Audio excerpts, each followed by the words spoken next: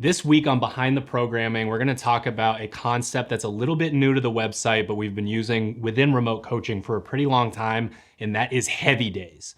So you go to the blog, you're going to see heavy day, you're going to see the movement that it's for. We're going to tell you to warm up to a single between 80 and 90%.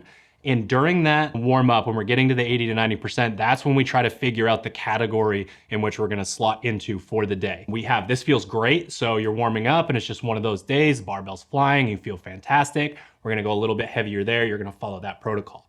We have the this feels normal, like, yep, this is just like any other day. Joints are feeling good, I'm moving well, but it's not really that, 1 rep max energy kind of day.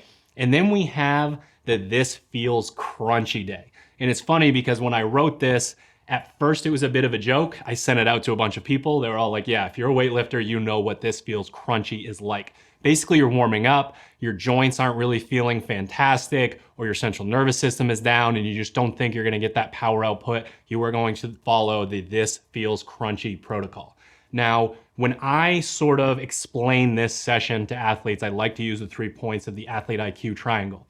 We have mind. So I want to know what an athlete thinks about this. It's kind of the joke of make weightlifting fun again. When it's in a competition, it's in the open, it's in quarterfinals, they want that 1 rep max. It's, maybe you get 1 or 2 or 3 attempts, you get a short window. That puts a lot of stress on weightlifting, and then we carry that association. We get that Pavlovian response of we carry that association to weightlifting. We got to get rid of that. I want you to know what it feels like to hit a random lift and go pretty heavy on any given day. Then we have the body point of the triangle. And that's just gonna be, sort of going in and knowing how your body feels when you're doing this stuff. Really listening to your body, knowing this feels great, this feels normal, this feels crunchy, because when you go into a competition, they're gonna give you a random lift and you're gonna have to be able to perform, and you want information on that. And that leads us to the third point, which is experience. I want you to have this experience. I want the lift to feel kind of random within the, the phase or the block or whatever it is.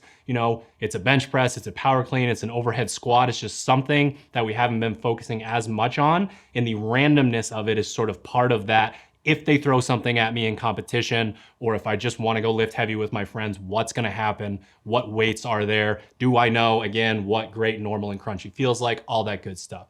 So the next time you see this come up on the blog, really just think about, okay, I'm going to try to have fun with this. And in that 80 to 90% warm up, when I hit that single, I'm just gonna ask myself, where do I slot into these categories? If you're not sure, it's okay to just bump it down one. In all 3 cases, you will end up lifting heavy, and that's what makes you stronger. Good luck. We'll see you in the next one.